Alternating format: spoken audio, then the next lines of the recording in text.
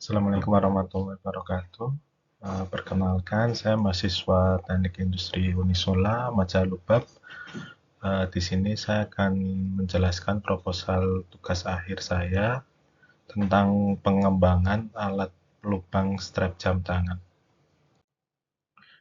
Di poin ini atau slide 2 ini, latar belakang saya mengambil judul di atas yaitu kondisi wet blue leather yang mempunyai tantangan di pembuatan jam tangan dengan hasil produk yang konsisten atau stabil untuk pelubangnya atau lubang strapnya.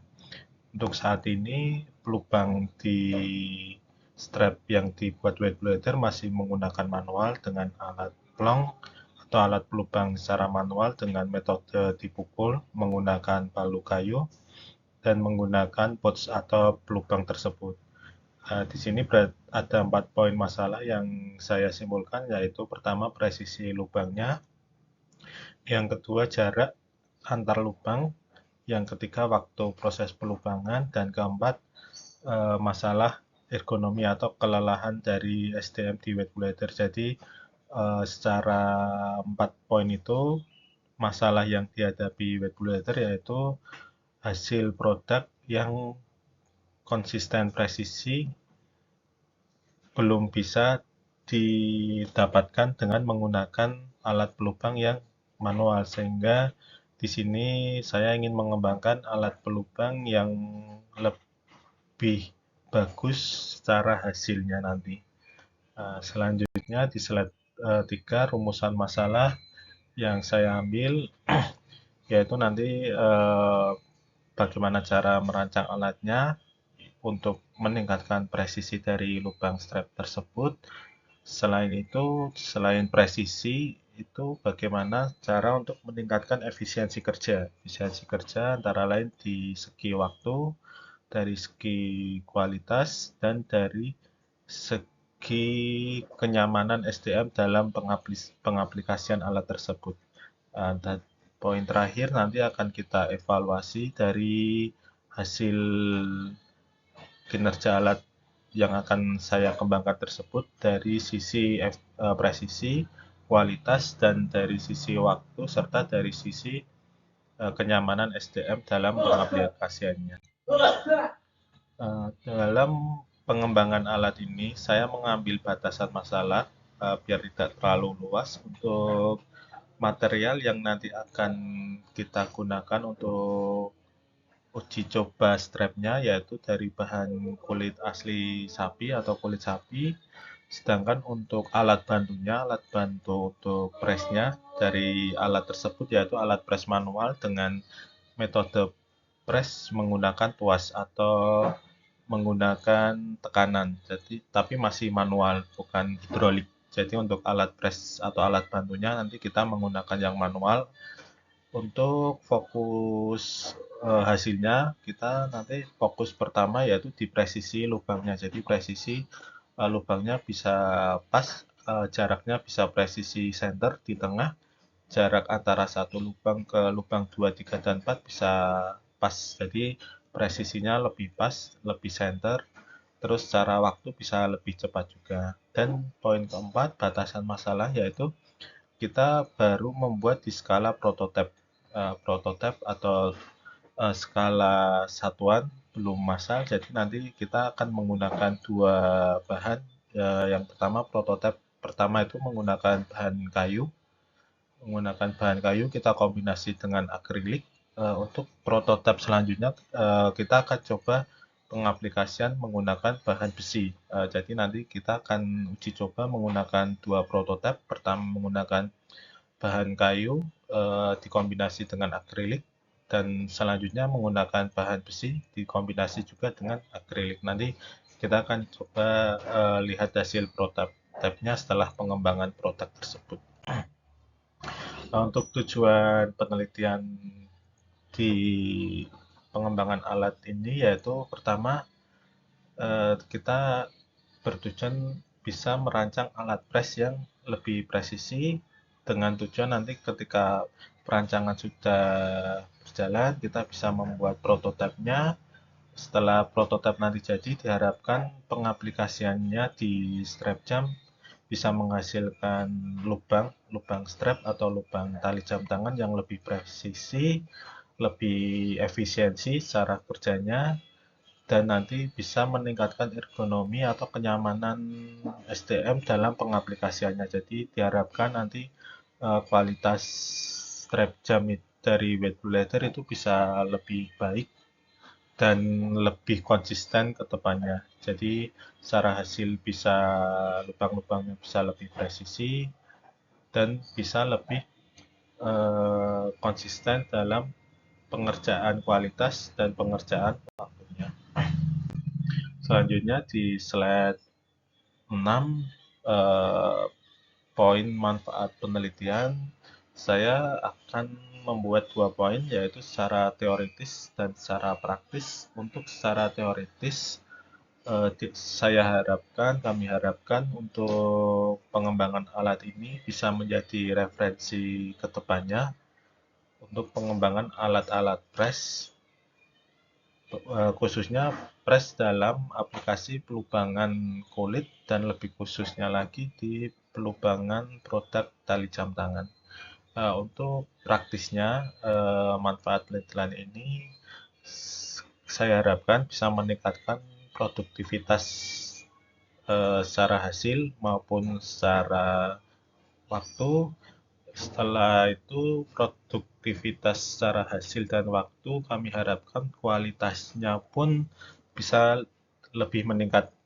Jadi poin waktunya, poin hasilnya bisa tetap meningkatkan kualitas dari tali jam tersebut dan bisa menjadi solusi bagi UMKM khususnya weight leather yang bergerak di bidang produk, salah satunya di tali jam tangan kulit.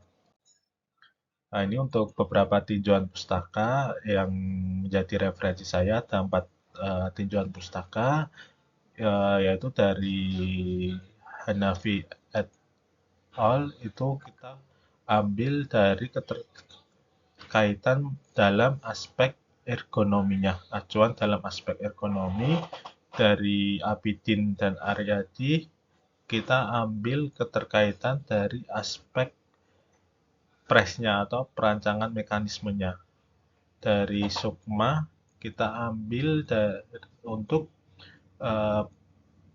pentingnya teknologi pada proses pelubangan. Jadi ini lebih ke dasar latar belakangnya. Kalau untuk Rozi dan Ikhwan, keterkaitannya kita ambil di merancang alat yang ergonomi, keergonomian untuk menghasilkan kerja yang praktis dan efisien. Jadi dari 4 tinjauan pustaka ini diharapkan dalam penelitian ini bisa menjadi solusi bagi weight leather dalam pengembangan produknya. Selanjutnya untuk landasan teori itu ada 6 poin. Pertama, untuk strap jam tangan sendiri, untuk landasan teori tentang strap jam tangan. Setelah itu proses patching atau proses pelubangan. Setelah itu mekanisme press atau mekanisme tekan, nanti menggunakan press yang manual. Poin keempat, landasan teori itu tentang ergonomi, kesesuaian alat tersebut ketika digunakan oleh SDM, tingkat kenyamanan dan tingkat keselamatan. Poin selanjutnya yaitu poin tujuannya yaitu presisi. Jadi diharapkan nanti hasilnya itu bisa menghasilkan lubang jam tangan yang lebih presisi dan pastinya bisa meningkatkan efisiensi produksi baik secara waktu maupun secara biaya. Selanjutnya untuk rangka teori ini ada 5 poin utama, yaitu pertama untuk kondisi awal. Kondisi awal saat ini di weight leather ada beberapa kondisi yang menjadikan masalah untuk mengembangkan alat ini. Salah satunya yaitu presisi lubang, jarak lubang, dan waktu. Nah, setelah itu landasan teori tadi ada beberapa landasan teori, yaitu antara lain patching, mekanisme press, ergonomi, presisi, dan efisiensi produksi. Untuk pengembangan alatnya nanti kita menggunakan metode VD2221 untuk pengembangan alatnya. Setelah itu untuk pendekatannya yang VD221 ini nanti akan kita breakdown dari beberapa tahap, yaitu mengklasifikasikan kebutuhan, kita susun perancangannya. Habis itu setelah kita susun perancangannya, kita bikin prototipenya, dan kita untuk pengembangan selanjutnya kita bikin yang lebih detail atau lebih bagus lagi secara material, secara komponen, dan secara bentuk. Nah, untuk komponen desain nanti ada beberapa yang akan kita gunakan. Salah satunya untuk ini tuas handle ini untuk nanti ini alat bantu untuk pressnya, guys. Ini alat bantu untuk press. Setelah ini untuk mata pouch ini nanti digunakan ketika pelubangnya, atau ini inti dari pelubangnya. Setelah ini landasan atau dudukan strap. Setelah itu rangka frame. Nanti rangka frame di sini kita buat untuk bisa di-adjust atau diatur lebarnya, jadi bisa menyesuaikan lebar dari jam tangannya. Kalau untuk sistem penekanan dan handle ini nanti ini untuk alat bantu press manual. Alat bantu press manualnya. Untuk outputnya diharapkan presisi lubangnya meningkat, waktu prosesnya diharapkan lebih cepat, dan kenyamanan SDM dalam pengaplikasiannya bisa lebih bagus lagi, dan diharapkan output besarnya nanti kualitasnya bisa lebih meningkat lagi. Untuk metode penelitian ini ada beberapa tahap. Dari studi pendahuluan, kita identifikasi masalah, setelah itu kita observasi. Di sini kita coba tanya-tanya ke SDM langsung, deh. Tingkat kenyamanan seperti apa yang diinginkan, dan kita studinya itu kita lihat dari produk-produk yang sudah ada. Makanya kita di sini ambil di pengembangan alatnya. Sebelumnya produk yang sudah ada itu dari Cina, tapi untuk pengadaan dari Cina ke Indonesia membutuhkan biaya yang cukup tinggi, jadi kita observasi dari dasar produk tersebut untuk kita kembangkan lagi. Setelah itu kita data-datanya kita kumpulkan, baik dari tadi wawancara ke SDM, terus dari alat dan material kita coba lihat dari alat yang sudah ada tadi yang dari Cina itu, terus untuk dimensi produk kita cari referensi dari alat yang sudah ada di Cina tersebut.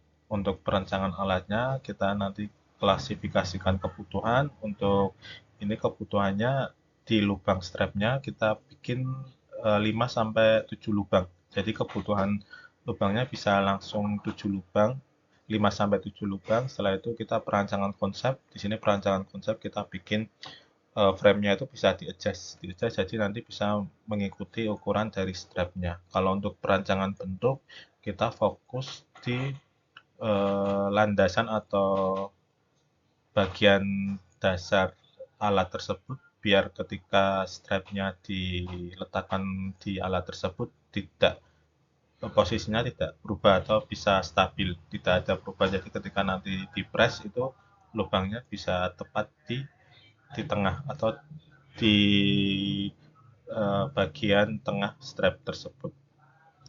Nah, untuk pembuatan prototipe ini kita nanti membuat 2 prototipe dengan bahan pemilihan material. Pertama yang kayu, setelah yang kayu menurut kita sudah sesuai akan kita kembangkan di besi. Nah, nanti untuk poin 2 ini kita rakit komponen tersebut, kita kombinasikan dengan akrilik. Untuk finishingnya kita menggunakan finishing cat.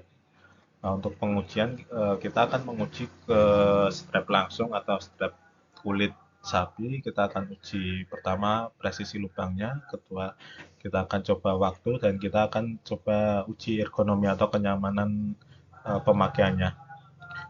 Kita akan bandingkan ini dengan hasil sebelumnya yang menggunakan alat pelubang manual. Nah, setelah itu kita akan ambil hasil perbandingan ini untuk kesimpulan. Nanti akan kita bandingkan before dan afternya, apakah ada peningkatan presisi dan peningkatan efisiensi kerja tersebut.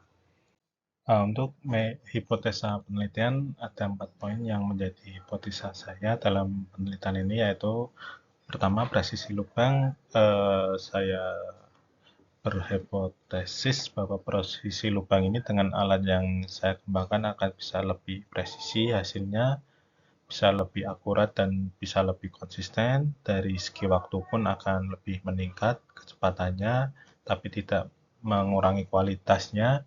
Dari segi kenyamanan operator nanti akan lebih baik lagi dalam pengaplikasian alat pelubang tersebut. Dan hipotesa saya yang terakhir, dengan adanya alat ini produktivitas White Blue dalam pembuatan strap akan lebih baik, baik secara hasil, secara kualitas, maupun secara waktunya. Dan tidak lain, dari segi ergonomi pun akan lebih baik lagi. Itu 4 poin hipotesa dari saya dalam pengembangan alat lubang strap jam tangan ini. Mungkin dari beberapa poin yang saya sampaikan, ada sedikit kesimpulan untuk saat ini. Ada 5 poin yang saya simpulkan. Untuk kesimpulan pertama, yaitu perancangan alat ini akan fokus di efisiensi, presisi, dan ergonomi dengan mekanisme press. Diharapkan nanti aspek ergonomi itu bisa meningkatkan kenyamanan operator dalam pembuatan lubang strap, dan dari efisiensi itu bisa meningkatkan waktu proses,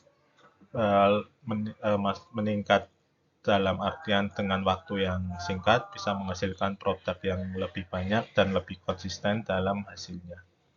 Untuk metodenya kita menggunakan VDE 2221, dan rancangan alat ini diharapkan bisa meningkatkan kualitas produk dan produktivitas di White Blue Leather.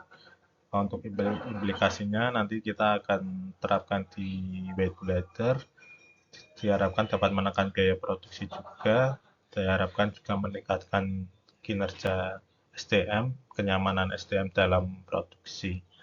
Harapan kedepannya, intinya kita mengharapkan kualitas hasil strap yang lebih bagus, lebih konsisten, dan lebih banyak dalam waktu yang lebih singkat. Mungkin itu dari saya.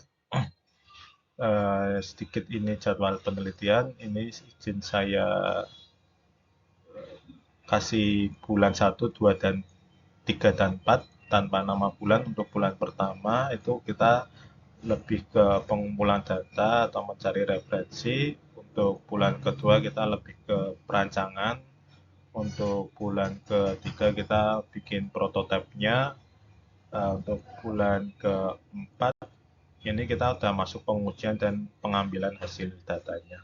Mungkin itu dari saya. Apabila ada yang kurang itu kembali ke saya, dan apabila ada yang bagus itu kembali ke Allah Subhanahu wa Ta'ala.